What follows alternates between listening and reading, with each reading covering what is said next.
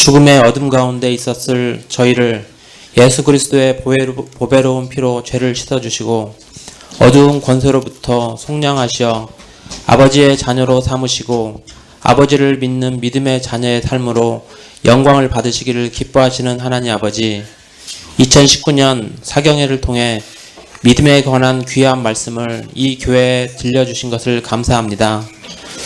세속화된 이 사회와 세상에서 하나님의 자녀로서 예수 그리스도를 굳게 붙잡는 믿음과 신자로서 어떻게 살아가야 할지를 알려주시는 귀한 말씀을 이 교회에 허락하시니 참으로 감사합니다.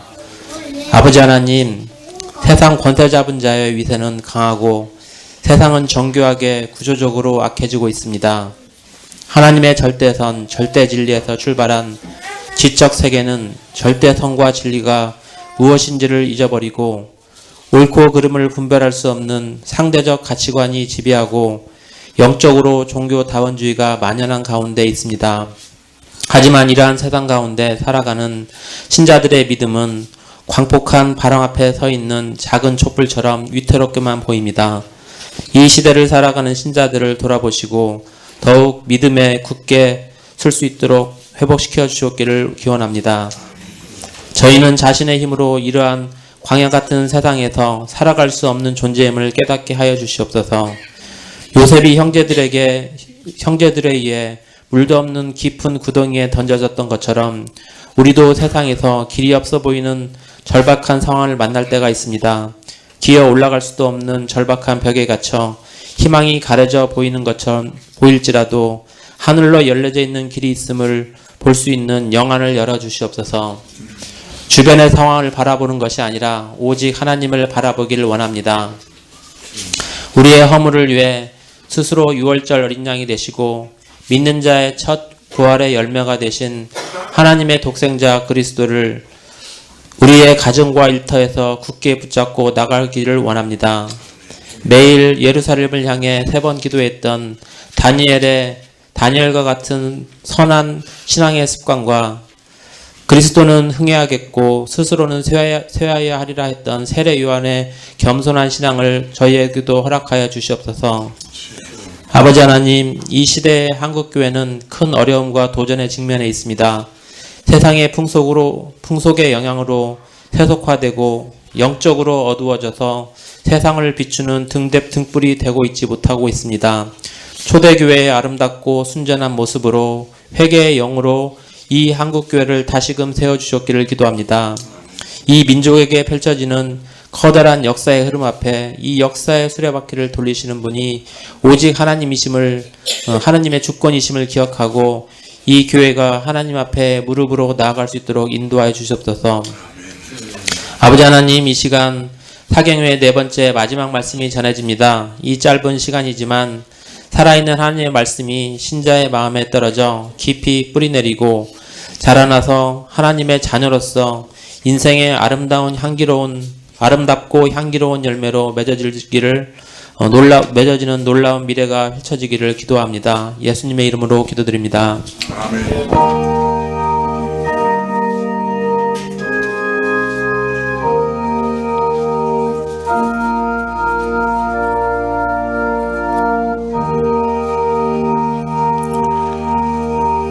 네, 말씀은 베드로전서 2장 9절부터 10절입니다. 신약 379쪽인데요.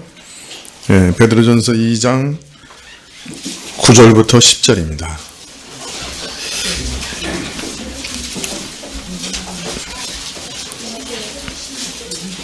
베드로전서 2장 9절부터 10절입니다. 네. 신약 379쪽인데요. 예, 찾으신 줄 알고 봉독해 드리겠습니다. 베드로전서 2장 9절부터입니다. 오직 너희는 택하신 족속이요 왕같은 제사장들이요 거룩한 나라요 그의 소유된 백성이니 이는 너희를 어두운 데서 불러내어 그의 기이한 빛에 들어가게 하신 자의 아름다운 덕을 선전하게 하려 하심이라. 너희가 전에는 백성이 아니더니 이제는 하나님의 백성이요 전에는 긍휼을 얻지 못하였더니 이제는 긍휼을 얻은 자니라. 아멘. 예, 이제 조병수 목사님 나오셔서 신자의 신분이라 하는 제목으로 말씀 전해 주시겠습니다.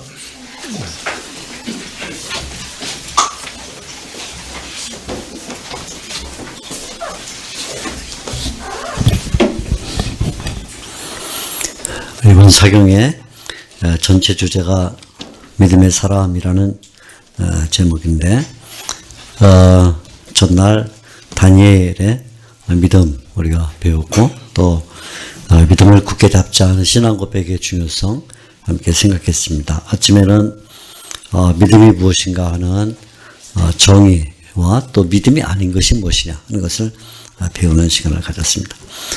이제 사경의 마지막 시간으로, 그러면 이런 믿음을 갖고 있는 신자들은 어떤 신분을 가지는가, 또 어떤 삶을 사는가 하는 점을 조금 더 생각을 해 보려고 합니다.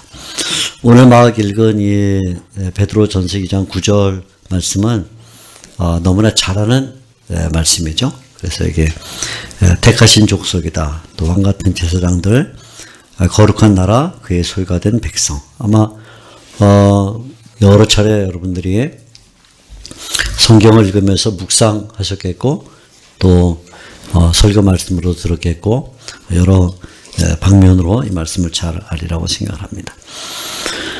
이 말씀은 우리 믿는 사람, 신자의 신분에 관한 정의가 들어있는 말씀입니다.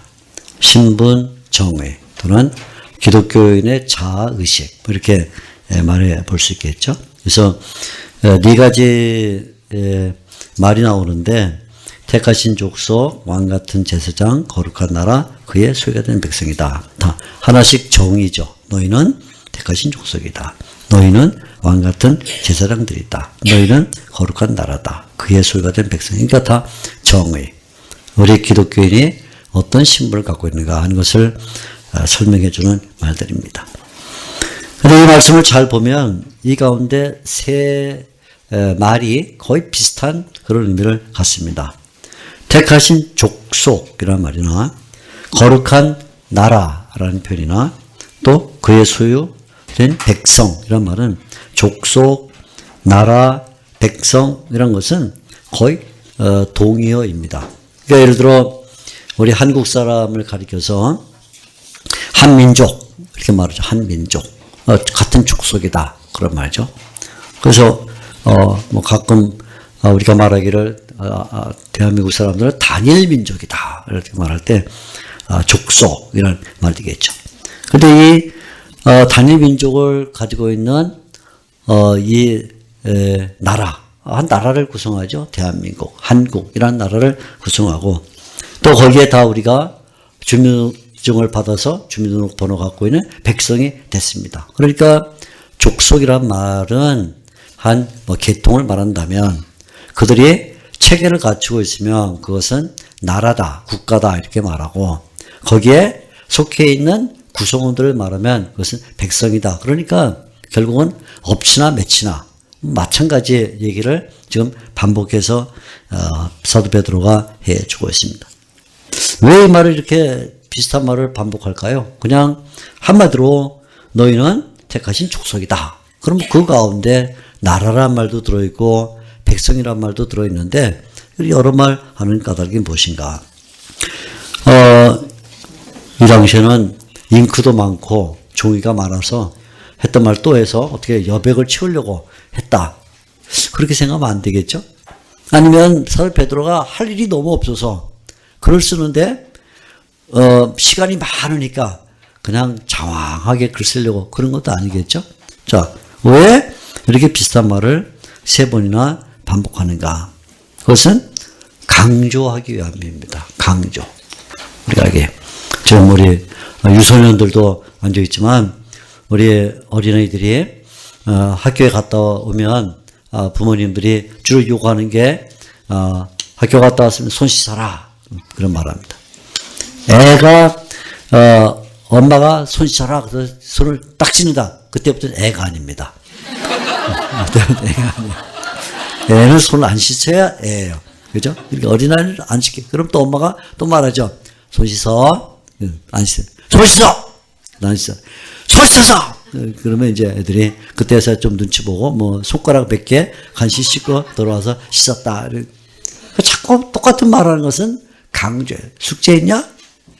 놀기 전에 숙제했냐? 또 숙제했냐? 묻는 것은 그 모든 아이들은 움직이게 돼 있고 떠들게 돼 있고 집중을 안 하게 돼 있어요.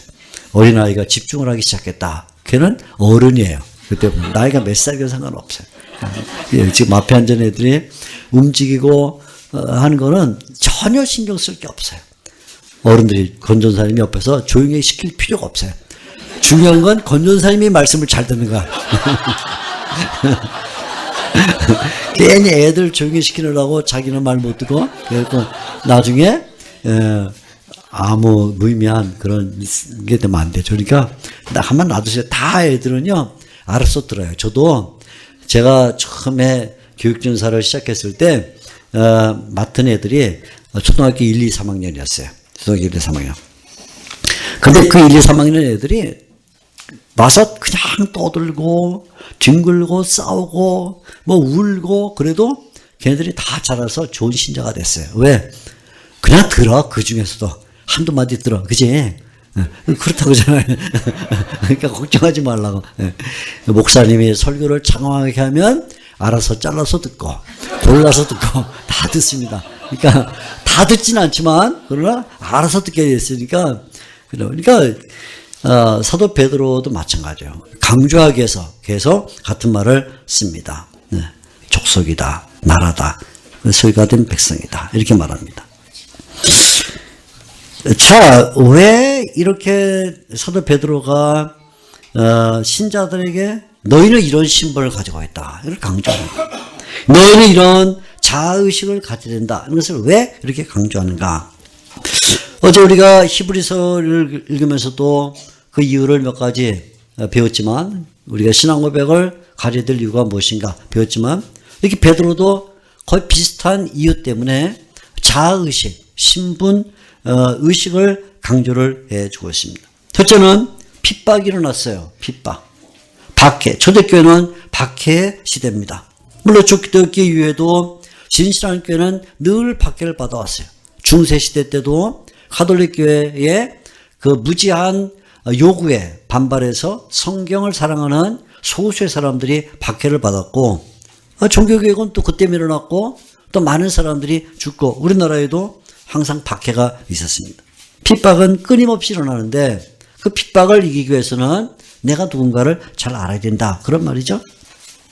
이 베드로 전서를 읽어보면 우리가 입버릇처럼 핍박을 말할 때 사용하는 용어들이 거의 베드로 전서에 다 들어있습니다. 예를 들면 우리가 기도하면서 주님 제가 불시험을 당하고 있습니다. 그럴 때 이 불시험이라는 단어가 베드로 전서 4장 4절에 나옵니다.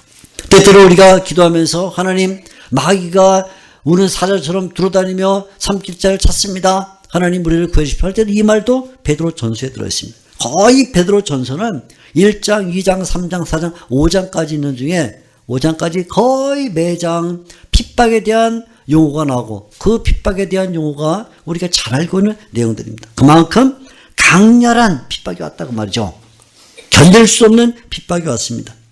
그런데 이런 핍박이 왔을 때 이 핍박을 이길 수 있는 힘이 어디서 나오냐 하면 그것은 내가 어떤 신분을 갖고 있는가, 내가 영적으로 어떤 신분을 갖고 있는가 하는 것을 분명하게 알면 그 핍박을 이길 수 있다 그런 말입니다. 초대교회 당시 170년, 180년 여간에 지금 프랑스 남부쪽에 있는 리옹이라는 곳에 엄청난 핍박이 일어났습니다. 정말 감당할 수 없는 핍박이 일어나서 수많은 신자들이 잡혀서 죽게 됐죠. 아직 로마가 기독교를 공인하기 전이었기 때문에 상당히 많은 목회자도 체포를 당해 순교하고 장로, 집사 등등의 많은 이런 일꾼들이 잡혀 죽을 때 청년들 가운데도 몇 사람이 체포를 당했습니다. 그중에 상투스라는 청년이 있었는데 남자입니다. 체포를 당했습니다. 로마의 형리가 벌겋게 단 인두를 가지고 위협을 했습니다. 지금이라도 당장 기독교 신앙을 포기하지 않으면 너는 심한 고문을 받게 될 것이다 하고 위협을 했습니다. 또 대답을 안 하니까, 신앙을 배교 안 하니까 벌겋게단 인두를 팔뚝에다가 댔습니다. 살이 다 들어가죠? 넌 이름이 뭐냐? 물었습니다. 형리가. 장투수가 대답합니다. 나는 그리스도인입니다. 너 이름이 뭐냐니까? 나는 그리스도인입니다. 형리가 화가 나서 다른 인들을 가지고 가슴에 대면서 또 묻습니다. 너는 어디 출신이냐? 대답합니다. 나는 그리스도인입니다. 또 화가 난 형리가 다른 불인들을 가지고 등을 지집니다. 그리고 내 부모는 누구냐? 나는 그리스도인입니다. 묻는 말마다 대답은 한마디로 나는 그리스도인입니다. 그러고는 결국 순교를 했어요. 또 리옹에 가면 리옹에 이리니우스 교회라는 교회가 있는데 거기에 그 상투스의 그런 그림을 걸어놓고 이렇게 순교한 사람 이렇게 생각을 합니다. 핍박을 당할 때 이런 박해가 올 때 어떻게 기독교 신자들이 이런 박해를 이길 수 있는가 하면 내가 누군가 나는 택하신 족속이다. 거룩한 나라다. 하나님의 백성이다. 라는 이 의식을 갖고 있으면 박해가 올 때 그것을 이겨나갈 수 있다. 첫째, 이 베드로가 이렇게 같은 말을 3번이나 쓰고 있는 중요한 이유는 핍박을 이기는 동인이 내가 누구냐는 신변의식, 자아의식을 갖고 있을 때 가능하다 하기 때문에 이 사실을 강조를 해줍니다. 둘째는 히브리서와 마찬가지입니다. 신분의식을 가지고 있을 때 세상으로 돌아가지 않습니다. 많은 신자들이 내가 누군가, 나는 어떤 신분을 갖고 있는가 하는 그 정의를 분명하지 않으면 그러면 세상의 꼬드김, 세상의 유혹, 세상의 시험이 올 때 거기에 딸려 들어가게 되어 있습니다. 그래서 사도 베드로가 1장 14절에 보게 되면 이렇게 말합니다. 너희가 순종하는 자식처럼 전에 알지 못할 때에 따르던 너의 사역을 본받지 말라. 4장 13절에는 이방인의 뜻을 따라 행하던 것은 지나간 때로 족하도다. 다시는 지나간 때로 들어가지 마라.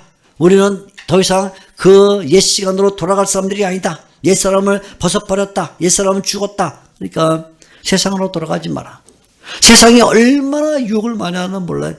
오늘날도 수없이 많은 유혹이 우리에게 옵니다. 예배를 못 드리도록, 신앙을 못 갖도록, 기독교인들이 교제를 나누지 못하도록, 성경을 읽지 못하도록, 기도하지 못하도록, 영적 생활에 집중하지 못하도록 많은 유혹이 들어옵니다.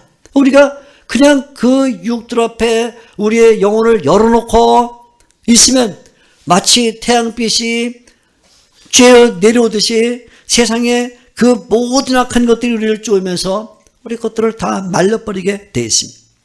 그런데 우리는 그에 대하여 방하지 않고 세상의 그 재미, 세상의 즐거움, 세상의 유혹, 세상이 보장하는 부와 영화 등등을 향해서 그냥 가게 돼 있어요. 그러니까 이러한 문제를 해결하기 위해서는 가장 중요한 것은 우리 기독교인이 누군가 하는 신분 정의를 알아야 된다. 우리는 하나님이 택하신 족속이다. 또 우리는 거룩한 나라다. 그의 소유가 된 백성이다. 그를 새길수록 그것을 이겨나갈 수가 있다. 그런 말이죠. 첫째는 핍박을 이기기 위해서는 신분의식이 필요하다.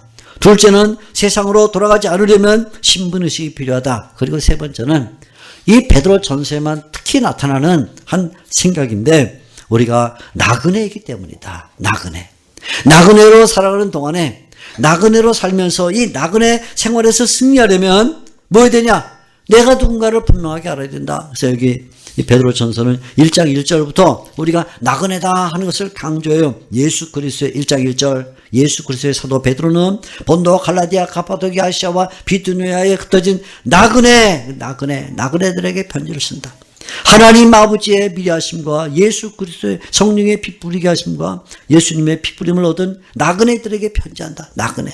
우리는 나그네다. 나그네. 세상에 사는 동안 나그네인데 이 나그네로 사는 동안에 내가 누군가 그걸 잘 모르면 그러면 그냥 지쳐버린다. 쓰러져 버린다. 또 유학하는 동안에 배낭여행하는 우리 청년들을 많이 봤어요.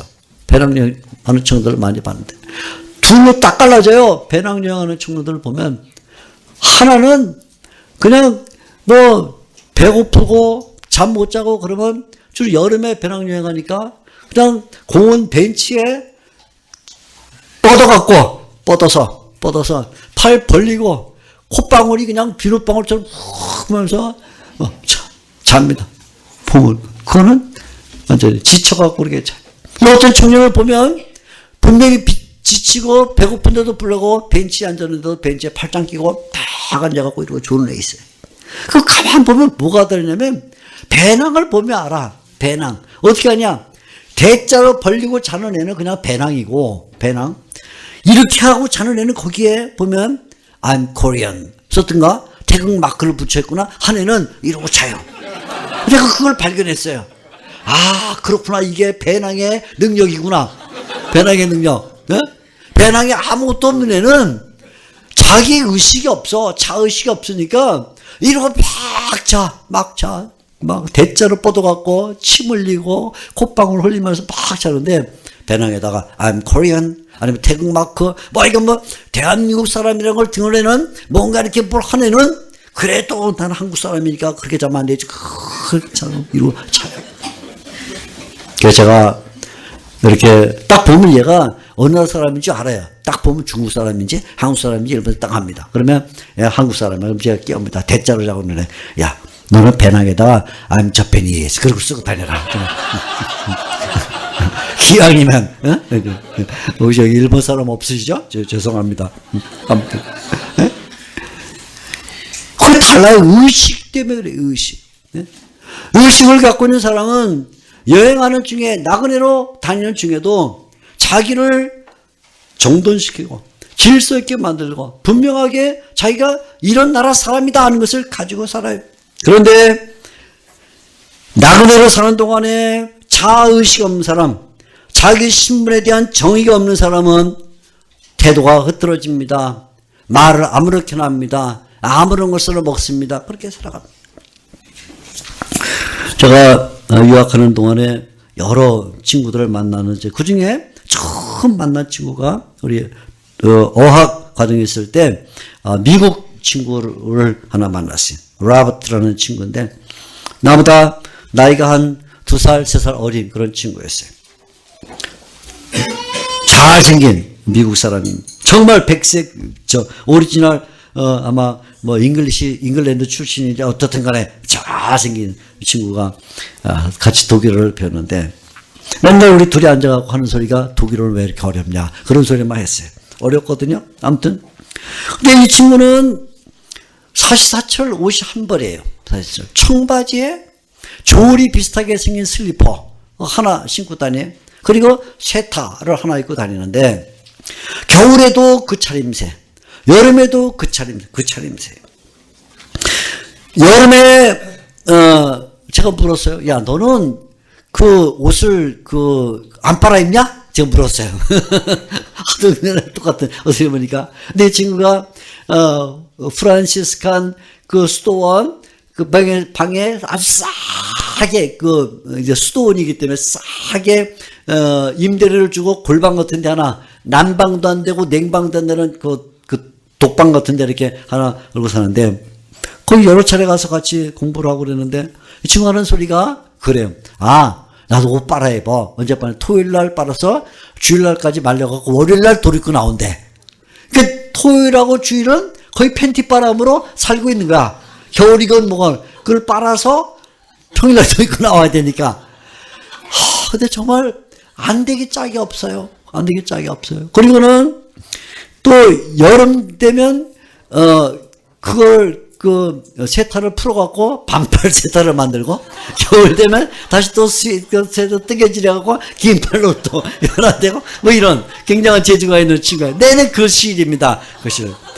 그래서 제가 어느 날 이건 좀 안 되겠다 생각해갖고 제가 우리 로버트를 불러서 같이 밥을 먹고 그리고는 제가 뭘 좀 도와줘야겠다고는 봉투에 좀 이렇게 몰러갖고 제가 줬어요. 야 로버트 내가 너보다 형이지. 올더 브라더가 아니까 형이지. 내가 이거 형이 주는 거니까 너 그래도 옷이나 좀 하나 사라. 그래서 줬어요. 이 친구가 봉투를 이렇게 봤더니 도로 좀 이렇게 줘요. 그래서 왜? 그러니까 이거 옷 사라고. 그러니까 아니 괜찮다고. 사라고. 괜찮다고. 내가 좀 짜증이 나잖아요. 아니 그래도 이거 민망하게 도를 주면 어떡하냐 쳐다보니까 친구가 저한테 이렇게 말했어요. 나는 미국 사람이야. 이렇게 말했어요. 나는 미국 사람이야. 아니, 제가 상식적으로, 참 논리가 안 통해요, 지금. 상식적으로. 제가 이걸 줬어요. 그러면, 뭐 예를 들어, 너 땡큐. 늘 쓰는 말이죠. 지네가 늘 쓰는 말. 아, 괜찮아. 그러든가. 아, 형도 돈이 없으니까 형은 가족 있잖아. 써. 그러든가. 그럴 수 있는데, 자기가 그 대목에서 나는 미국 사람이야. 그거 왜 나오냐고, 그게. 제가 그 말 듣고 한참 생각했습니다. 이게 무슨 시츄에이션이지? 도대체? 아니, 내가 돈 봉투를 줬으면, 옷 사라고 줬으면, 아, 괜찮아. 고마워. 어쩌고 하고 되는데, 나는 미국 사람이야. 그 내가 순간적으로 깨달았어요. 아, 그렇구나. 이 친구는 나그네고, 비록 여기서 단벌 옷을 입고, 비록 이렇게 똑같은 옷을 입고 살지만, 자기 나라에 대한 의식이 분명하고, 자기 백성 의식이 분명하고, 자기가 어떤 나라에 속했다는 의식이 분명하구나. 그러니까 나는 단벌 옷을 입고 살아도 미국 사람이고, 나는 옷을 그냥 풀었다 다시 입었다 해도 그 나라 사람이고, 나는 비록 음식을 제대로 못 먹어도 그 나라 사람이고, 내가 골방에 작은 방에 살아도 그 나라 사람이라는 의식을 갖고 있구나. 그때 내가 그 생각을 했어요. 내가 그리스도인으로, 내가 신자로 세상을 살아가는 동안에 어떤 유혹이 들어오거나 핍박이 들어올 때 나는 그리스도인이다. 나는 그리스도인이에요. 라고 말할 수가 있겠는가. 내가. 네. 사도 베드로가 지금 이 베드로 전설을 통해서 여러 차례 나그네에 대해서 말하면서 우리가 막 2장 9절 10절 읽었지만 이 2장 9절 10절이 끝나면 11절에 하는 말이 바로 그겁니다. 너희는 택하신 족속, 그의 거룩한 나라, 그의 소개된 백성이다 말한 9절 10절 끝나면 바로 하는 말이 11절에 사랑하는 자들아, 거류민과 나그네 같은 너희를 권한다. 너희가 비록 거류민과 나그네 같은 인생을 살지만 그러나 너희는 누구냐? 너희는 내면을 뚫고 들어가 보면 너희는 하나님이 택하신 족속이야. 너희는 거룩한 나라야. 너희는 그의 소개된 백성인 걸 잊으면 안 돼. 세상에서 비록 박해를 당하고 세상에서 비록 음식을 제대로 못 먹고 높은 신분에 올라가지 못하고 재물을 쌓지 못하고 지식을 얻을 만한 기관에서 교육을 못 받고 굉장히 복잡한 인생 가운데서 고난을 당해도 너희는 하나님의 백성이다. 이걸 잊지 말아라. 네. 베드로가 당부하는 거예요. 너는 하나님의 백성이다. 우리가 어떻게 하나님의 백성이 되었는가? 사도 베드로가 우리에게 알려줍니다. 우리는 본래 하나님의 백성이 아니었어. 그런데 우리가 어떻게 하나님의 백성이 되었는가? 하나님께서 우리를 부르셨기 때문이다. 9절 말씀입니다. 이렇게 말합니다. 그러나 너희는 택하신 족속이요 왕같은 제사장들이요 거룩한 나라요 그의 소유가 된 백성이니 이는 너희를 어두운 데서 불러내어 그의 귀한 빛에 들어가게 하시니 너희를 불러냈다. 너희가 본래는 그 백성이 아니라는 거예요. 그런데 하나님이 불러냈다는 거예요. 그래서 10절에 설명을 하죠. 너희가 전에는 백성이 아니더니 이제는 하나님의 백성이요. 전에는 긍휼을 얻지 못했더니 이제는 긍휼을 얻은 자니라. 전에는 백성이 아니었어. 근데 하나님이 불러내서 백성을 만들었어. 전에는 긍휼을 얻지 못했는데 하나님이 긍휼을 주셨어. 그래서 이제는 긍휼을 얻은 자가 됐다. 하나님이 불러냈다. 우리는 본래 어둠 속에 있었다. 비참함과 죽음과 죄악 가운데 있던 사람들이다. 어느 하나도 죄 없이 우리는 다 어둠 속에 있었어요. 하나님의 부름을 받기 전에는 모두가 다 어둠 속에 있던 인생입니다. 괜찮아 보이는 사람도, 잘생긴 사람도, 재물 있는 사람도, 지식이 있고 신분이 높은 사람도 하나님이 부르기 전에는 다 어둠 속에 있었어요. 어둠 속에.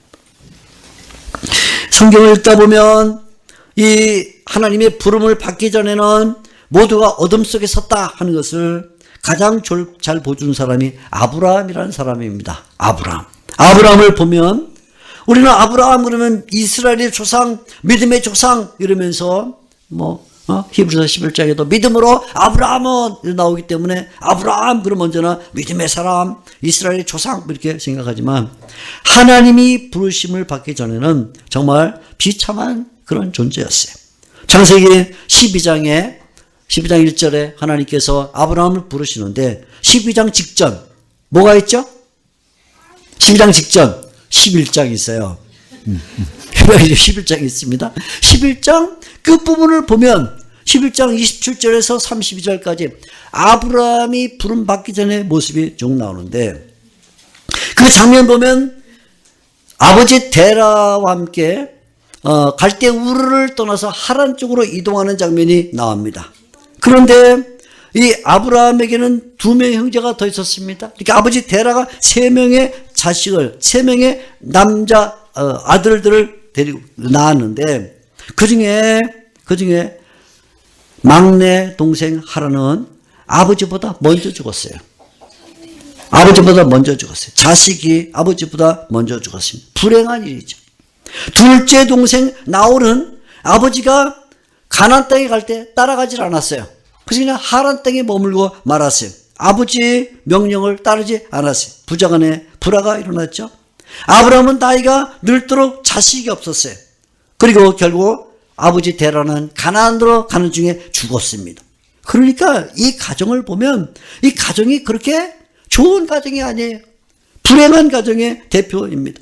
저는 이제 많은 이 가정들을 보면서 저도 제 가정을 보면서 그런 생각을 해요. 세상에는 100% 행복한 가정은 없다. 세상에 100% 행복한 가정이 없어요.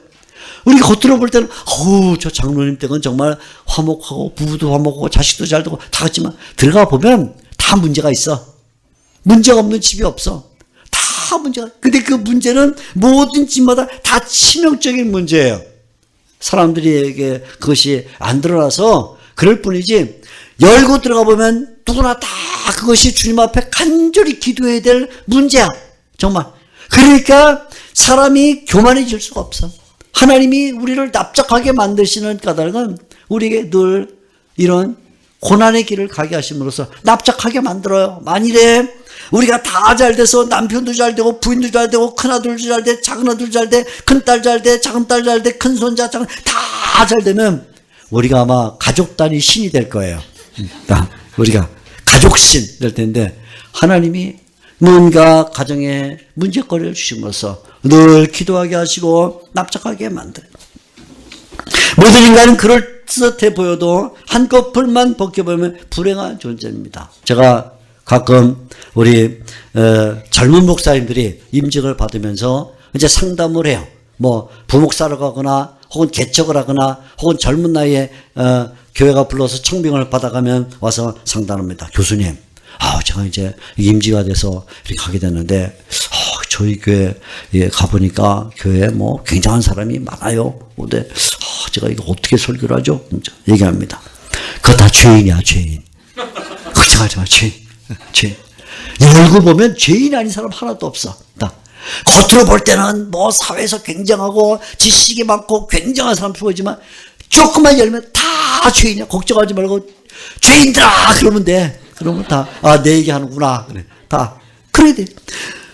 하나님께서 우리를 부르셨을 때 우리는 다 죄인이었어요. 어둠 가운데 있었습니다. 오늘 여기 사도 베드로가 2장 9절에 하는 말이죠. 너희를 어두운 데서 불러내어 그의 기이한 빛에 들어가게 하셨다. 너희를 불러냈다. 너희가 전에는 하나님의 백성이 아니었다. 너희가 전에는 긍휼을 얻지 못했다. 다 우리가 그런 사람이었는데 하나님이 불러서 드디어 우리가 하나님의 백성이 됐다는 거예요. 하나님의 백성이 됐다. 전에는 하나님의 백성이 아니더니 이제는 하나님의 백성이 됐다. 그러니까 우리가 과거의 모습과 현재의 모습이 확연하게 이제는 다르게 됐다. 백성이 아니었다. 백성이었다. 긍휼을 얻지 못했다. 긍휼을 얻었다. 이건 완전히 다른 존재가 됐다. 그러면 이렇게 다른 존재가 됐으니까 이제부터는 다른 삶을 살아야 된다. 그 말이에요. 다른 삶을 살아야 된다. 전에 그 살던 그런 모습으로 살아서는 안 된다. 이제는 그 다음에 삶을 살아야 된다. 하고는 우리 그 다음 어떻게 살아야 될 것이냐 하는 것을 사도 베드로가 알려줍니다. 무엇입니까? 오늘 9절 말씀을 보면 사도 베드로가 3번 비슷한 말을 반복하는 중에 한 번 다른 말을 썼어요. 이렇게 말합니다. 너희는 택하신 족속이요 거룩한 나라요 그의 소유가 된 백성이니 동의어를 사용하는 중에 완전히 다른 말 하나 썼는데 뭐냐면 너희는 왕같은 제사장들이다 이렇게 말했어요. 너희가 백성이 아니었는데 백성이 되고 그 귀를 얻지 못한 자였는데 그 귀를 얻음으로 말미암아 하나님의 백성이 됐다는 그 말은 단순히 그냥 백성이 된 것으로 끝난 게 아니라 거기에 또 하나의 중요한 신분이 주어졌는데 그것은 왕같은 제사장들이 되었다는 것이다 하고는 우리에게 또 하나의 정의를 내려줍니다. 전에 백성이 아니던 우리가 이제 하나님의 백성이 되었으면 분명한 새로운 모습이 필요한데 그 분명한 새로운 모습이 뭐냐? 그것은 왕같은 제사장이다. 왕같은 제사장이다. 이 왕같은 제사장이란 말은 이런 의미입니다. 왕이자 제사장이다. 또는 제사장이다, 제사장이자 왕이다. 두 가지 신분이 덧붙여졌는데 왕이라는 신분과 제사장이라는 신분, 바꿔 말하면 제사장이라는 신분과 왕이라는 신분이 줄었다. 왜 사도 베드로가 우리가 하나님의 은혜로 말미암아 부름을 받아서 어둠에서 빛으로 들어가게 되면 그 다음에 왕같은 제사장이 됐다고 말하는가? 두 가지 신분, 제사장이라고 말하고 왕이라고 말하는 이유가 무엇인가? 첫째는 제사장이다 그렇게 말하는 것은 이제부터는 하나님과 상대하는 자로서 살게 됐다는 것을 알려주는 거예요. 여러분 구약 성경을 읽어보면 구약 성경에는 세 명의 기름 부음 받은 유명한 직분이 있습니다. 하나는 왕, 하나는 선지자, 하나는 왕입니다. 다 기름 부음을 받아요. 그래서 그들 가리켜서 구약에서는 메시아, 기름 부음 받은 자 이렇게 불렀어요. 근데 하나님께서 이렇게 직분을 세울 때 제사장 그리고 왕을 특별히 세우면 이것은 해야 될 역할이 있어요. 제사장의 역할은 뭐냐면 제사장은 사람들 쪽에 서서 이스라엘 백성들 쪽에 서서 이스라엘 백성이 어떤 죄를 짓게 되면 그 죄의 경중에 따라서 하나님께 나아가 제사를 드리는 일을 하게 했습니다. 예를 들어 죄가 좀 약한 죄일 때는 비둘기, 죄가 좀 더 심할 때는 양, 죄가 아주 심할 때는 송아지, 혹은 재산의 정도에 따라서 죄는 비슷하지만 가난하면 양, 가난하면 비둘기, 좀 괜찮으면 양, 아주 잘 살면 그러면 소를 들여서 하나님 앞에 번제로 용서를 받아라. 그래서 제사장들이 그런 재물들을 갖고 오게 되면 거기에 안수하고 그리고는 그 재물을 가지고 하나님께 나가서 죄의 용서를 받게 했어요. 그러니까 구약의 제사장들의 사명은 백성편에 서서 백성을 끌고 하나님께 연결시키는 일을 하는 것이었습니다. 하나님께 연결시켜서 백성을 하나님께로 데려나가는 그런 역할을 했어요.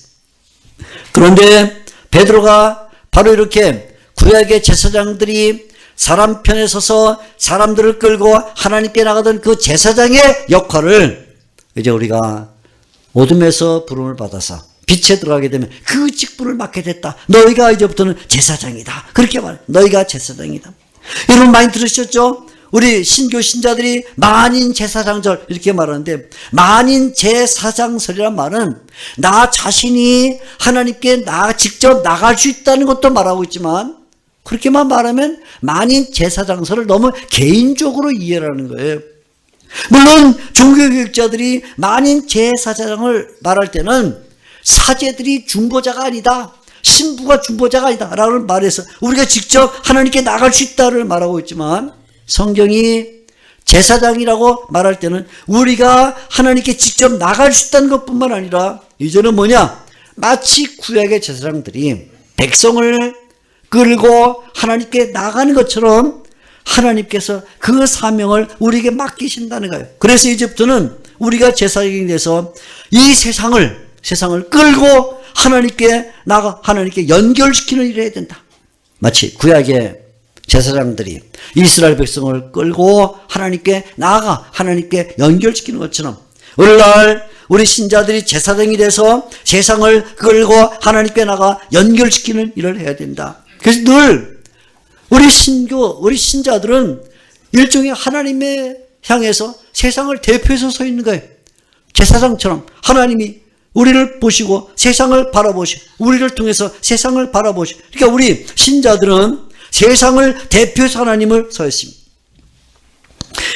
하나님은 연결자인 구약 제사장들에게 어떤 조건을 요구하셨습니다. 뭘 요구하셨냐면 거룩함과 단정함을 요구했습니다.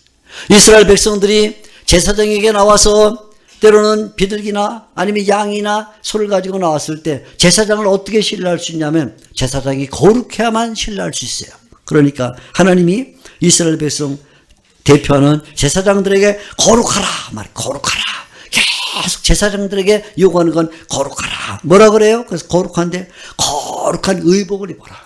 제사장은 아무 옷이나 입으면 안 돼. 제사장 거룩한 옷을 입어라. 그래서 거룩한 옷을 입으라고 제사장의 옷에 대해서 딱 속옷, 겉옷, 애봇, 무슨 치장하는 모자까지 쫙 거룩한 옷을 입어라. 거룩한 옷을 입을 뿐만 아니라 거룩한 음식을 먹어라. 그래서 제사장은 이건 먹으면 안 된다. 저건 먹으면 안 된다. 하고는 소금 언약이라는 언약을 주어서 먹어야 될 음식을 쭉 달고를. 의복도 거룩한 옷을 입어야 되고 음식도 거룩한 음식을 먹어야 되고 생활도 거룩해야 돼. 그래서 흠 있는 자는 제사장이 될 수 없다. 예. 아니면 음란하거나 아니면 도덕적으로 부정을 행하면 될 수 없다. 쭉 또 심지어는 제사장이 모자를 쓰게 되면 모자에다가 금패를 붙이는데 뭐라고 붙이면 거룩함 이렇게 써서 붙이라는 거예요. 거룩함. 제사장이 거룩하지 않으면 백성들이 제사장을 신뢰하지 않아요. 제사장을 믿을 수가 없어요. 그러니까 제사장의 무기는 제사장의 조건은 제사장의 능력은 무엇이냐면 말을 잘하는 것도 아니고 손을 잡는데 힘이 센 것도 아니고 뭐냐 하면 거룩해야 된다. 이게 하나님이 제사장들에게 요구한 유일한 요구에 거룩해라. 의복도 거룩해야 된다. 음식도 거룩해야 된다. 생활도 거룩해야 된다. 그러니까 아론이 제사장이 되면서 변신을 했습니다. 새 옷을 다 입고요. 그죠?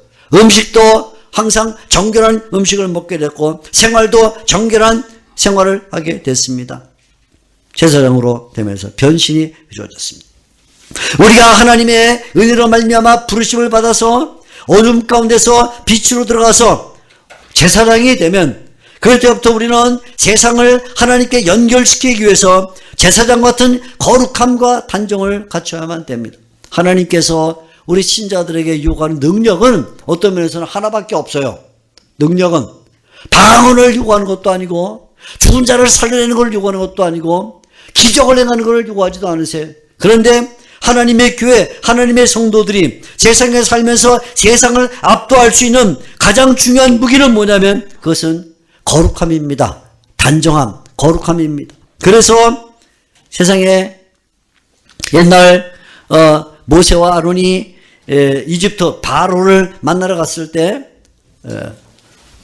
모세 지팡이가 뱀으로 변하니까 별로 안 놀라해요. 사람들이 마술사들이 그까지 우리도 알 수 있어 하고 지네들 지팡이 던져서 지네도 던져요. 하나님의 교회가 능력을 바란다고 해서 세상은 별로 놀라지 않아요.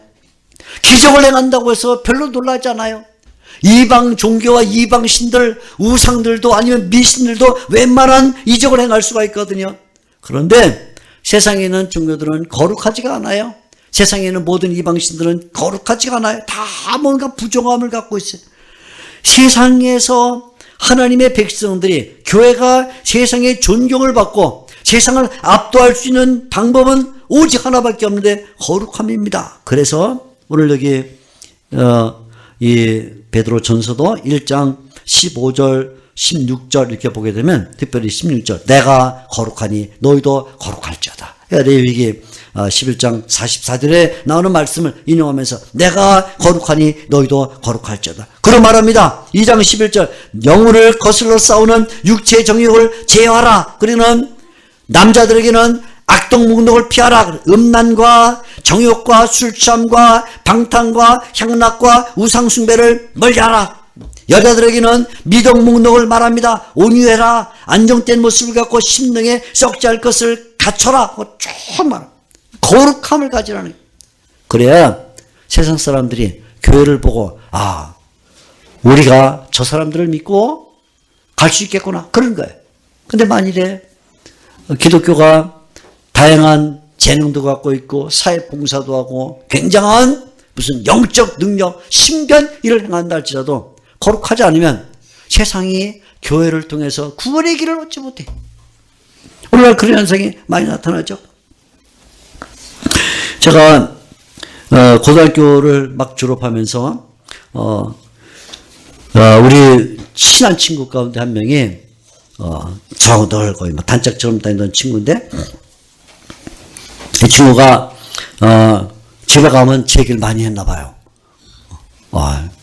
우리 친구한테 조병수라고 있는데 걔는 뭐 어쩌고저쩌고 뭐 얘기를 많이 했나. 오늘 졸업하고 나서 3월 1일 날인데 졸업했으니까 이제는 학교에서 만날 일이 없죠. 고등학교 3월 1일 날 우리 친구가 우리 아버지가 너를 좀 보낸다 하고 연락이 왔어요. 야, 이건 또 뭔 시츄에이션이지?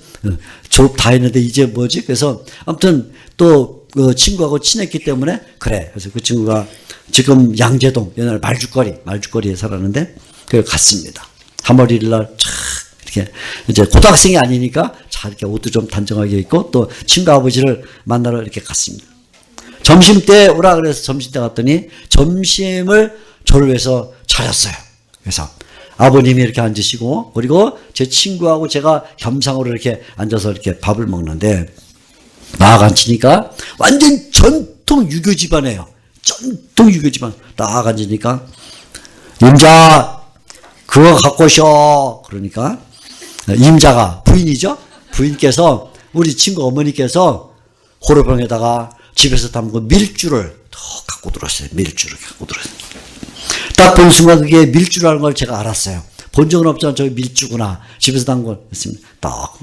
자, 잔들 받게 하고는 우리 친구 아버지가 저한테 먼저 한 잔, 그리고 제 친구한테는 주면서 자, 너희들 고등학교 다니라고 수고했다. 이제 대학 들어갈 나이가 됐으니까 이제 나하고 한잔 하자. 그러는 자, 툭 드는데 저는 믿음이 굉장히 좋았거든요. 그때 저는 주일학교를 빠진 적이 없이 다녔고 성경 시험 보면 항상 100점을 맞았고 굉장히 믿음이 좋았고 미션스쿨 다녀서 미션스쿨에서 다른 점수를 제대로 못 맞아도 성경을 항상 100점 맞아서 우리 성경 가르치는 선생님이 저한테 물어봤거든요. 이 병수가 어디 있냐? 그럼 제가 어디 있습니다. 대답했는데 야 절대절명의 위기가 찾아온 거예요. 저한테. 그래갖고 제가 차를 들었습니다. 차를 들고 제가 그 아버님에게 얘기를 했습니다. 아버님 제가 오늘 이 잔을 마시는 순간 아버님은 일생일대에 후회할 수밖에 없는 실수를 저지른 것입니다. 제가 얘기했어요. 뭐냐? 저는 지금까지 술잔을 이렇게 들어본 적도 없습니다. 그런데 이걸 마시면 이제 저는 앞으로 다시는 술잔을 안 마실 텐데 아버님 때문에 술을 마신 사람이 되는 것입니다. 기억해 주십시오. 그러니까 아버님이 생각을 한참 하시더니 술잔 내려놔라. 그래, 술잔 그래서 내려놨습니다. 그러는 제 친구한테 이렇게 얘기했습니다. 너는 앞으로 조병수를 영원한 친구로 사귀어라. 그 친구는 아버지한테 초등학교 때부터 술을 배웠어요. 술 고래예요 이미. 네가 앞으로 술을 취해서 종로바닥에 쓰러지면 너를 데리고 올 수 있는 친구는 이 친구밖에 없다. 그러니까 이 친구를 영원히 친구로 삼아라. 그래서 왜냐면 저를 술을 안 마시고 얘를 술 고래니까 종로바닥에 쓰러지면 제가 데릴 수밖에 없는 거죠. 당연히. 그래서 너를 이 친구를 영원한 친구로 삼아라. 그래서 제가 그 위기를 모면을 했어요. 만일에 제가 그때 아유 아버님 주는 술자인데 뭐 하고는 그냥 마셨다면 제가 술을 못 마셔서 그런 게 아니라 그게 한 명의 기독교인으로서 이분에게 설득력 있게 내 신앙을 증거하고 하려면 뭔가 다른 점이 있어야 되는데 우리 친구가 예수를 믿지 않다가 그로부터 3년 뒤에 예수를 믿었어요. 3년 뒤에. 제가 다니고 있던 기독교 서클에 어느 날 갑자기 토요일 날 거기에 나타났습니다. 제가 너무 반가워서 손을 붙잡고 물었습니다. 네가 어떻게 여기 왔냐? 그러니까 그 친구가 그때 그 얘기를 했어요. 네가 내 영원한 친구잖아. 네가 내 영원한 친구. 우리 아버지가 말했잖아. 내가 종로바닥에 쓰러지면 너밖에 나 구해줄 자가 없다고. 네가 늘 예수님에 대해서 얘기하고 성경 얘기해서 내가 배우러 왔다. 그 친구가 예수를 믿었어요. 우리가 하나님의 세우신 제사장이 됐다는 말은 하나님께서 사도 베드로를 통해 계시를 주시면서 너희는 제사장이다 라고 말하는 것은 우리 자신이 개인적으로 다른 사제의 중보가 필요 없이, 신부라는 중보가 필요 없이, 고해 송사 없이 직접 하나님께 갈 수 있다는 만인 제사장설만 말해주는 게 아니라 너희가 제사장이기 때문에 마치 구약의 제사장들이 이스라엘 백성의 문제를 메고 하나님께 나왔던 것처럼 이제는 너희가 세상을 어깨에 메고 나와야 된다. 세상을 너희에게 책임진다. 내가 너희를 세워서 세상을 받기를 원한다. 그런데 그러려면 너에게 한 가지 조건이 필요한데 거룩해야 된다. 하나님이 거룩하지 않으면 절대로 제사장의 역할을 할 수가 없다. 이걸 명심해라 하고는 우리에게 제사장이라 그래. 제사장이라. 우리 때문에 세상은 하나님을 믿고 싶은 마음이 일어나는 거예요. 우리는 제사장의 거룩함을 가지고 세상을 하나님께 이끌어야 되는 거예요. 사람들에게 흠모를 받고 거룩함 때문에 그 흠모를 받은 그 사람들이 하나님께로 나아가게 되는 거예요. 그래서 너는 제사장이다 그래.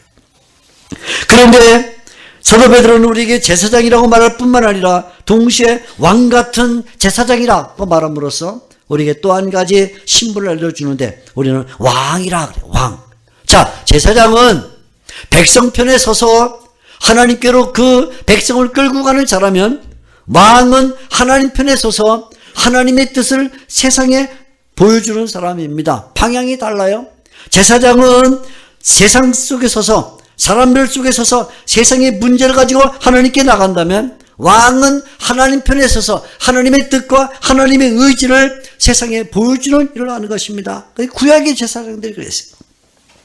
구약의 제사장은 하나님을 대신해서 이스라엘 백성을 다스렸습니다. 사도 베드로가 신자들을 가리켜서 너희가 왕이라고 말하는 것은 우리가 왕이 되어서 하나님의 통치를 세상에 보여줘야 된다 그 말. 세상에 통치를 보여줘야 된다. 하나님의 교회가 세상을 향해서 하나님의 통치란 이런 것이다. 세상이 아무리 우여곡절이 많고 지구적으로 가도 하나님이 세상을 다스린다는 것을 누가 보여줘야 되냐면 신자들이 보여줘야 되고 교회가 보여줘야 된다 그 말이죠. 그래서 우리는 왕이라 그렇게 일컬음을 받음으로써 하나님의 통치를 세상에 실현해 가는 거예요. 그러면 이렇게 왕으로서 세상에 하나님의 통치를 보여주려면 어떤 조건이 필요하냐? 그러면 위엄이 있어야 돼요. 위엄. 품위를 갖춰야 돼요.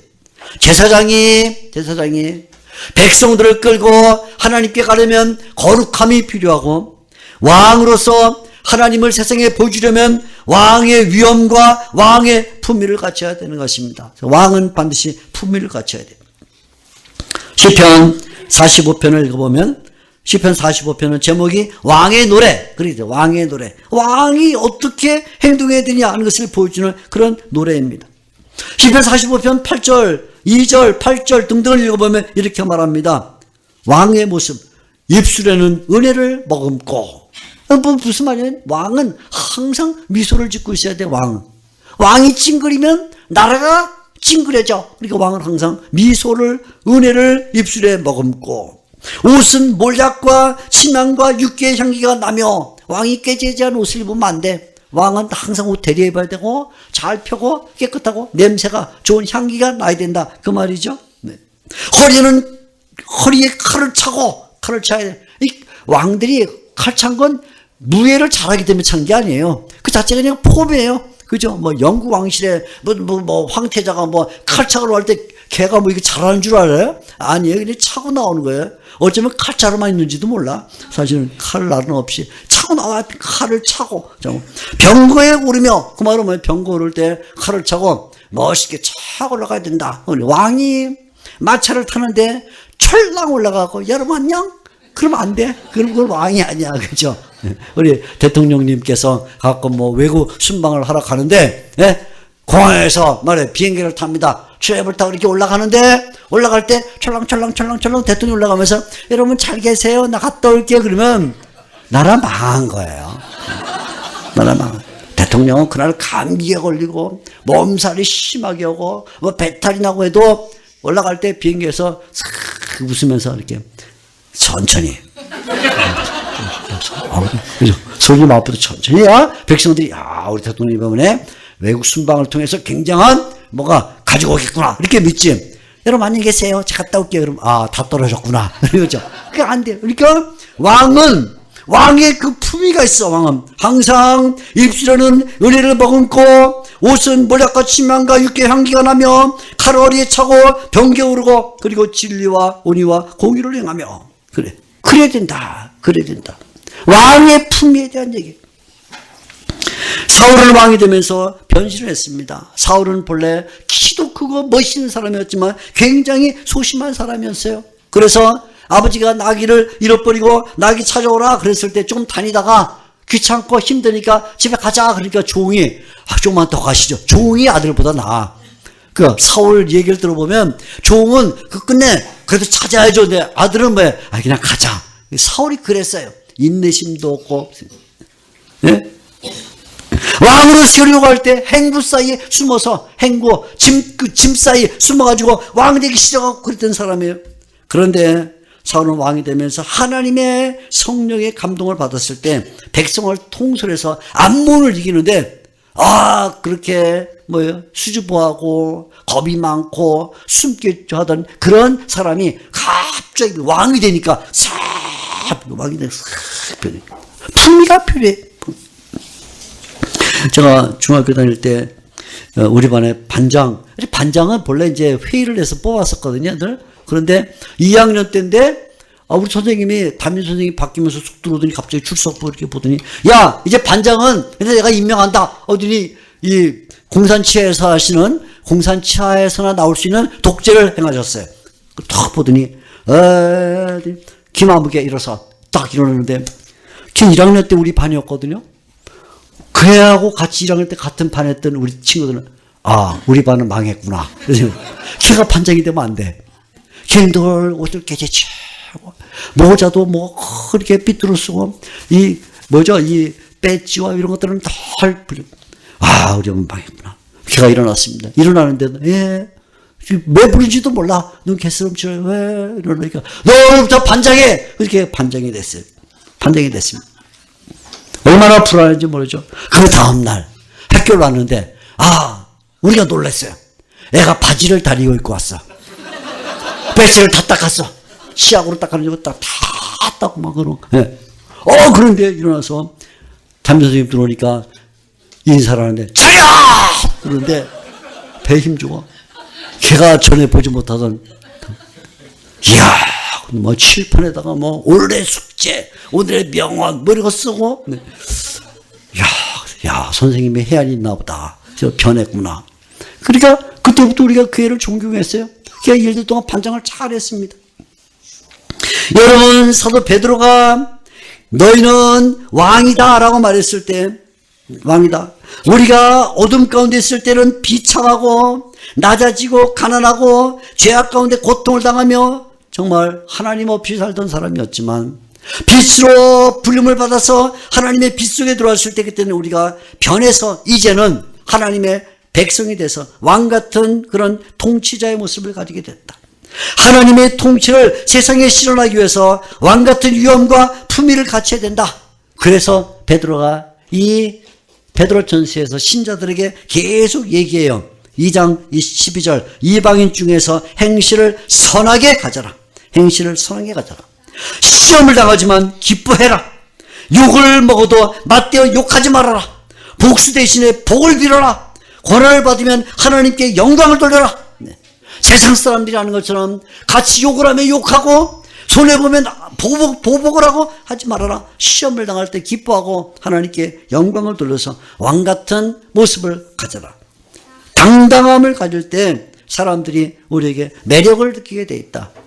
하나님의 교회가 비록 어떤 상황에 있든지 어떤 형편에 있든지 간에 왕이다라는 의식을 가지고 그 새로운 면모를 가지고 있을 때 그때 사람들은 우리 때문에 하나님의 통치가 무엇인가를 인정하게 된다. 우리 때문에 하나님을 인정해요. 우리는 왕의 품위를 가지고 하나님의 덕을 선전해야 된다. 오늘 그렇잖아요. 여기 2장 9절 끝나면서 빛에 들어가게 하신 이의 아름다운 덕을 선전해라. 선전. 근데 우리가 품위가 없어. 품위가 없어. 그러면 안 되죠. 안 되죠. 우리 제자들이 이제 목사 안수를 받고 그리고는 목회를 시작하게 되면 특별히 이제 개척교회나 뭐 이렇게 하면 또 저기 와서 상의를 합니다. 저한테 늘 묻습니다. 교수님, 제가 이제 교회 청병을 받아서 부목사로 아니면 이렇게 담임 목사로 개척교회를 하게 됐습니다. 교수님, 조언해 주시겠으면 가장 중요한 건 한 가지 조언해 주시면 제가 명심하겠습니다. 그렇게 얘기합니다. 그럼 제가 늘 얘기합니다. 가서 머리 잘라. 됩니다. 머리 잘라. 머리를요, 앞머리를 이렇게 내려가 여자처럼 이렇게 어떤 사람은 이렇게 뒤에 이렇게 꾹지 매듯이 이렇게 해갖고 와갖고 목사인지 아닌지 청년인가 소년인가 알 수 없는 그런 모습을 가지고 목회를 한다고 제가 얘기를 합니다. 머리 잘라 얘기합니다. 그 친구는 그래. 아니 교수님 혹시 저기 말씀 공부 열심히 하라고 그 말 하시려는 거 아니었어요? 그럼 야 그러면 성경 연구를 열심히 해야지 네가 코란 연구를 할 거냐? 불경 연구를 할 거냐? 그거 다 알지 목사가 그러면 혹시 기도하라고 그러시려는 거 아니야? 야 그럼 기도하지 그럼 네가 운동하냐? 그럼 목사가 당연히 기도해야지. 그건 기본이야 기본. 목사가 성경을 연구하고 목사가 기도 생활하고 목사가 그건 기본이야. 그런데 그 기본이 정말 기본이 사람들에게 먹히려면 네가 목사다워야 돼. 목사다워야 돼. 강단에 섰을 때 너를 보는 사람이 우리 손자 같기도 하고 아들 같기도 하고 그래서 많이 받으면 큰 조카 그 정도 그러면 사람들이 그 말을 듣겠냐? 안 듣는다. 안 들어. 머리부터 목사처럼 자르고 옷도 목사처럼 입고 말할 때도 목사처럼 말하고 죽어도 목사처럼 그리고 혹시나 목사도 졸리고 피곤해서 기도하다가 졸리면 절대로 이렇게 하고 자지 마라. 이렇게 하고 그건 목사가 아니다. 목사는 언제나 똑바로 앉아서 졸아야 된다. 목사처럼. 그래야 성도들이 볼 때 야 우리 목사님은 졸는 것도 목사 같아. 그래야 되지. 목사가 말이야 그냥 안경을 벗고 아우 졸려서 하면 우리 목사님은 왜 저러지? 우리 목사님 존경심이 다 떨어진다. 머리 잘라. 제가 그 늘 주문해. 목사의 모습을 가져라. 목사의 모습. 제가 언젠가 스위스 목사님이 설교하는데 통역을 한 적이 있습니다. 통역을 했어요. 이 스위스 목사님이 설교를 하는데 제목이 뭐냐면 유럽교회가 망한 이유였어요. 제목이. 이야 도전적이죠? 유럽교회가 망한 이유. 저도 유럽에 오래 있었으니까 유럽교회가 망한 이유? 뭘까? 궁금해가지고 통역을 하면서도 첫째, 유럽교회가 왜 망했는가? 성경을 안 믿기 때문이다. 다 알아요, 저도. 성경 안 믿거든요, 그 사람들. 오늘 알고 있는데 아무튼 통역을 했습니다. 둘째, 유럽교회가 망한 이유, 기도를 안 하기 때문이다. 기도 안 해요? 전혀 기도 안 합니다. 그러니까 망할 수밖에 없죠. 세 번째, 유럽교회가 망한 이유는 전도를 안 하기 때문이다. 제가 다 알아. 통역하면서도 짜증이 나. 다 아는 걸 뭘 내가 통역을 하나? 그냥 내가 하고 말지. 그런데 네 번째. 그러면 첫째 성경을 안 믿기 때문이다. 둘째 기도 안 하기 때문이다. 셋째 전도 안 하기 때문이다. 네 번째 왜 유럽교회가 망했냐. 앞에 있는 모든 세 가지를 다 합한 것보다도 더 큰 이유가 있는데 그 이유는 목사를 존경하지 않기 때문입니다. 그렇게 말했어요. 목사를 존경하지 않기 때문입니다. 왜 목사를 존경하지 않는가? 목사를 왜 존경하지 않는가? 제가 다녔던 독일인 교회도 제가 6년 동안 독일인 교회를 오전에 다녔는데 그 교회도 젊은 목사님들, 나이 많은 목사님 좀 달라요. 젊은 목사들은 교회 올 때 여름에 조리 슬리퍼 질질 끌고 반바지 핫팬티에 소매도 없는 에다가 문신도 좀 했어. 그럽니다. 거기다가 애들하고 하이파이브다가 피터 펄 어쩌고 하면서 그렇게 옵니다. 오면 막 또 좀 청년들 같은 또래 청년들 보면 목사를 보고 막 이름 부르면서 머리통도 때려. 잘 지냈어 일주일 동안 너 같이 머리통 때려. 너 잘 지냈어 이름 들어옵니다. 그러나 강단에 올라올 때 강단 뒤에 있는 이 가운 하나 걸치고 올라옵니다. 밑에는 여전히 반바지, 속에는 역시 소매 없는 티셔츠 같은 거 하나 입고 올라옵니다. 여기서 말합니다. 여러분 우리가 성경을 읽어야죠. 아무도 아멘 안 해요. 왜? 피통하는 말이니까. 그게 목사가 하는 말이에요. 그죠? 네. 여러분 기도하십시다. 아무도 기도 안 해. 왜? 그건 포울이 하는 말이야. 전도자가 아니니까. 네. 전도합시다. 누가 말이고 우리 청년인데 우리 교회 청년 같은데 그죠? 목사다 와야 되는데 목사 같지가 않아요. 목사의 품위와 목사의 권위와 목사의 위엄을 가지고서 올라와서 말을 해야 성도들 때 저분은 목사님의 권위로 말하고 있다 하고 그 말을 듣는 것인데 자기 동네 그냥 청년 하나 같이 머리통 때리면서 얘기 나누는 청년이 올라와서 가운만 입었던 목사님 말이에요. 어떻게 그분이 말하는 성경을 믿고 그 사람이 말하는 기도를 따라하겠어요? 안 하죠. 오늘날 하나님의 성도들이 너희는 왕이다 라고 말했을 때 너희는 왕이다. 너희는 제사장이야. 너희의 어깨에는 세상이 메어져 있어. 세상을 메고 나한테 나와야 돼. 제사장이니까. 너희는 왕이야. 너희는 내 권위를 가지고 세상에 나가야 돼. 내가 세상을 다스리는 것처럼 너희도 세상의 그 통치를 보여주는 왕이야. 그 위엄을 가져.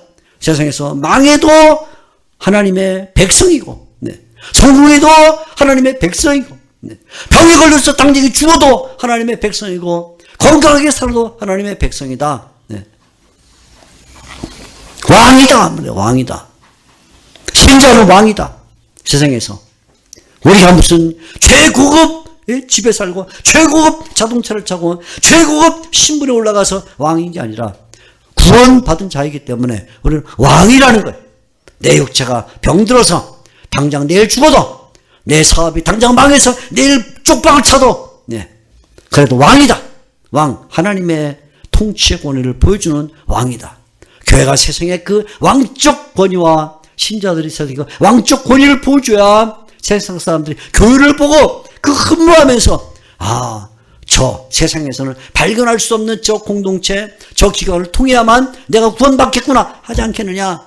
너는 왕이라. 왕이다. 신분의식, 자아의식을 가지고 현실을 이겨야 돼요. 우리가 세상에서 때로는 핍박을 당할 수도 있고 때로는 세속화의 물결 앞에 고통을 당할 수도 있고 때로는 나그네 생활을 살 수도 있지만 그러나 우리는 하나님의 백성이다. 하나님의 백성일 뿐만 아니라 세상을 끌고 하나님께 나가야 될 제사장이요 하나님을 보여줘야 될 책임 있는 왕임을 기억해라. 이것이 우리 신자의 신분이다. 이 신자의 삶이다. 그게 오늘 우리 성각교회가 이 말씀은 간단한 말씀이지만 마음속에 깊이 새기셔서 왕같은 제사장이라는 이 신분을 가지고 신자의 도리를 다해서 하나님께 영광을 돌리고 또 이 시대에 맡겨준 사명을 감당하세요. 우리한테는 하나님이 주시는 기회는 언제나 한 번밖에 없어요. 제가 요즘 늘 그 얘기를 해요. 기회는 한 번밖에 없다. 지나가면 다시 안 와. 하나님이 나에게 무엇을 요구하실 때 그거를 하나님의 요구라 듣고 하면 그것이 성사가 되지만 지나가면 그냥 지나가는 거야. 없어. 기회는 한 번밖에 없어. 성각교회를 섬기는 것도 여러분에게 한 번밖에 없는 기회입니다.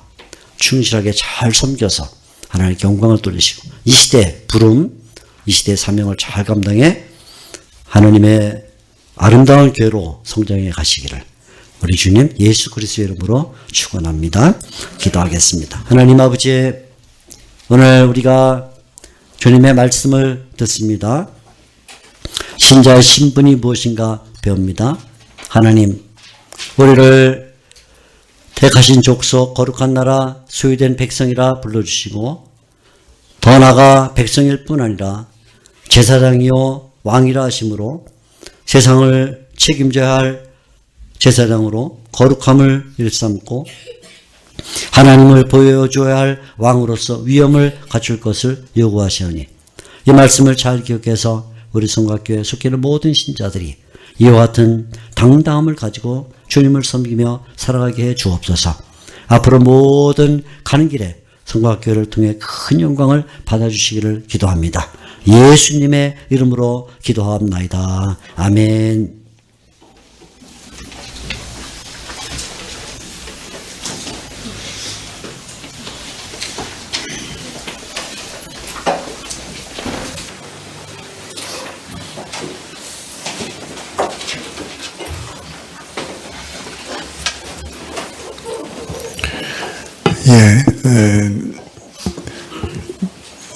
바로 축도하심으로 예배를 마칠 건데요. 예배 마친 후에 몇 가지 위해서 같이 기도해 주십시오. 먼저 입교 문답을 위해서 다음 주부터 우리가 입교 교육을 시작할 겁니다. 정말 중요한 것은 부모님들이 자녀들을 위해서 기도해 주시는 겁니다. 하나님께서 마음을 여시고 귀를 여셔서 하나님 살아계신 것을 증거하시고 오늘 아침에 말씀하신 대로 믿음을 선물로 주시도록 또 그것에 대해서 올바른 반응을 해서 자신의 입으로 자신의 신앙으로 고백할 수 있도록 위해서 기도해 주십시오. 고등부는 아침에 그리고 중등부는 중등부 공과 공부 시간에 입교 교육을 하기로 결정을 했습니다. 위해서 6개월 동안 할 건데 계속해서 기도해 주십시오. 특별히 제가 시영이 집에 가서 시영이하고 입교 문답을 할 겁니다. 이번 주부터 시작할 건데요. 시영이가 이 입교 문답을 통해서 힘을 얻고 위로를 얻고 또 육신까지도 강건해질 수 있도록 위해서 꼭 기도해 주십시오. 잊지 말고 기도해 주시기 바랍니다. 부활절에 우리가 성찬을 받을 건데요. 내 안에 일주일 동안 정말로 그리스도를 내가 믿는가, 내가 정말로 고백하고 있는가, 다시 나를 돌아보면서 확증하고, 특별히 고백하지 않는 죄가 있는가 살펴보시면서 회개하시고, 용서하지 않는 자가 있는가 살펴보시고 용서하시면서 일주일 동안 성찬 받을 준비를 하시고 오시면 좋겠습니다. 그것 위해서, 성찬을 위해서 기도해 주시면 좋겠습니다. 두 가지, 입교 교육과 성찬 받을 준비를 위해서 교수님 축도하신 후에 함께 기도해 주시면 고맙겠습니다. 축도하심으로 예배를 마치겠습니다.